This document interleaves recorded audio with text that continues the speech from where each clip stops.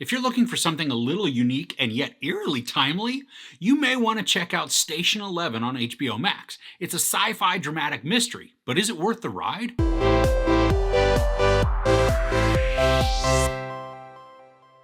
The survivors of a devastating flu attempt to rebuild and reimagine the world anew while holding on to the best of what's been lost. So, this limited series will be rolling out over a few weeks, with the first 3 episodes available now. We follow multiple timelines and story arcs that are interconnected but don't necessarily cross paths in large ways. Well, at least for right now. The first episode is really how a premiere episode should play out. We get placed into a world with some quietly charismatic characters, watch them be introduced to the main story conflict, and then get enveloped as the story develops. There's a good amount of detail while still creating more mystery than answers. Now, like I had mentioned, there are multiple timelines that are going on in this, and I think for the most part they're defined pretty well. It can get a little confusing because the times will jump from present to 10 days earlier, then back to the present, then ahead 2 years, then back, and then ahead 80 days. The on-screen titles do help, but sometimes when the story switches, if it's already been in that timeline, it doesn't necessarily announce when we've arrived back to it. I do think this is pretty overcomeable, and it doesn't harm the narrative. You just want to be sure that you're not distracted while you're watching. Now, because of the main story plot point of a devastating flu that pretty much wipes out humanity, this does hit sort of close to home with the ongoing pandemic. Now, I've not read the novel that this is based on, but that came out in 2015, so it's pretty safe to say that it's not based on current events. But the production, though, that could be influenced by them. The actors are wonderful in this. We've got Himesh Patel, Matilda Lawler, Mackenzie Davis, Danielle Deadwyler, and Gail Garcia Bernal in the lead roles. And they each bring different nuances to the characters, which draw out different details and emotions for their story arcs. Himesh Patel and Matilda Lawler are a large focus for the first episode, and Patel is timid and he's almost mousy, but he steps up when it's needed. And he's incredibly funny, but not in an overt way. He delivers the lines that bring sarcastic and dry comic relief, which help reduce some tension, but it never breaks the tone of everything that's going on. Lawler is just as wonderful to watch because she's quiet, but we can see this inner strength, even if she's having to fake it to keep going. When the episode transitions to 2 and then 20 years in the future, we meet Lawler's character again, but this time she's played by Mackenzie Davis. And I love the sort of arrested development that she brings to the character. She's not childlike because we assume that she's had to deal with just quite a lot in this post-apocalyptic world, but she's also still naive or maybe stunted in certain aspects.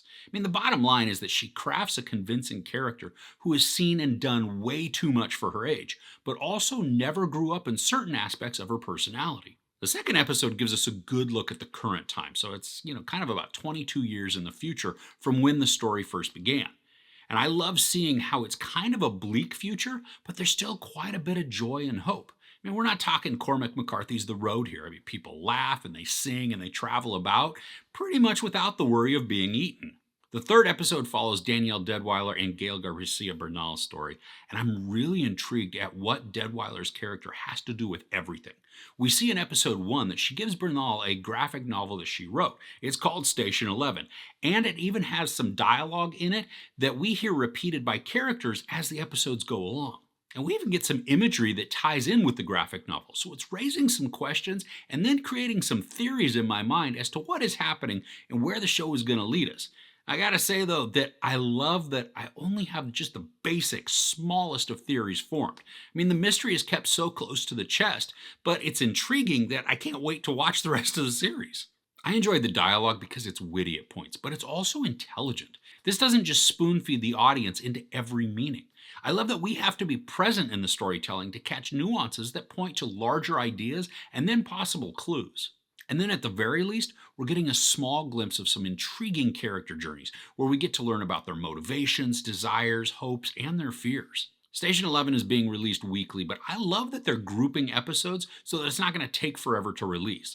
The first 3 episodes are out right now, and then for the next 3 weeks, 2 episodes at a time are going to be released, followed by the final episode that's a standalone.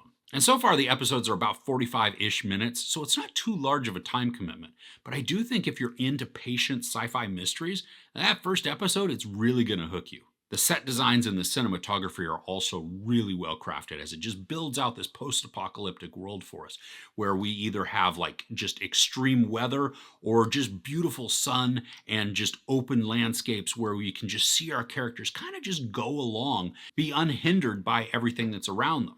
The world is still daunting, but when we see it in the future, it's not so just horrifying that we don't think that anybody could ever live or want to go on. This is a great start to the series, and I'm really excited to see where it's going to take us. There's no sex or nudity, but there is profanity and violence. I'm going to hold off giving this a score for now until I've seen the whole thing, but I do think that these first 3 episodes are a really strong start and have me very hopeful for the rest. So has this been on your radar? I'd love to hear what your thoughts are on the first 3 episodes in the comments below. If you enjoyed this review, please give it a like. Also, don't forget to share and subscribe. I'm Chris. This is Movies and Munchies. Thanks for couching with me.